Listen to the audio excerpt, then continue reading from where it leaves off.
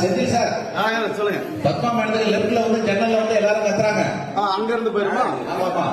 Sandhya Raagam சீரியலோட recent எபிசோட்ல குத்தகை பணம் 40 லட்சத்தை சிவராம் வந்து தன்னோட மனைவி பார்வதி கிட்ட கேட்டு எடுத்துட்டு வர சொல்ல, பட் இங்க ஆல்ரெடி அந்த பணத்தை பத்மா பேச்ச கேட்டு பார்வதி எடுத்து கொடுத்ததுனால என்ன பண்றதுன்னு தெரியாம பதறி போய் நிக்க, அப்ப பத்மா கதிர் அந்த பணத்தை திருடிட்டான்னு சொல்லி அவன் மேல பழிய போட்டுடலாம்னு பிளான் பண்ணி பீரோ சாவியை தூக்கி கதிர் ரூம்ல ஒளிச்சு வச்சுட்டு, அப்புறம் சாவியை காணும்னு பிரச்சனை பண்ணி கதிர் ரூம்ல இருந்து சாவி எடுத்துட்டு வந்து கதிர் மேல பழிய போட்டு பிளான் பண்ண மாதிரியே பத்மா காய நகத்த, அப்ப மாயா கதிருக்கு சப்போர்ட்டா வந்து பேச, இதை பார்த்த பத்மா மாயாவையும் கதிரையும் சம்பந்தப்படுத்தி பேசினதை தொடர்ந்து மாயா கடுப்பாகி பத்மாவை அரைஞ்சிருந்தாங்க. இதுல ஒரு மாதிரியான பத்மா ரூமுக்குள்ள ஓடி போய் கதவை பூட்டிட்டு தூக்க மாட்ட ட்ரை பண்ண, அப்ப எல்லாரும் கதவை உடைச்சிட்டு உள்ள போய் பத்மாவை காப்பாத்திருந்தாங்க.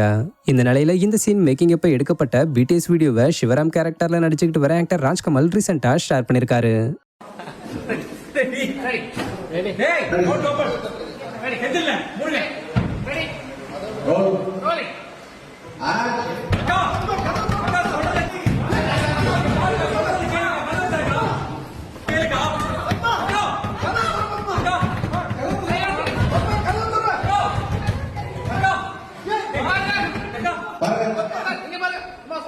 தூக்க மாட்டேங்கிறாங்க அப்படின்னாங்க.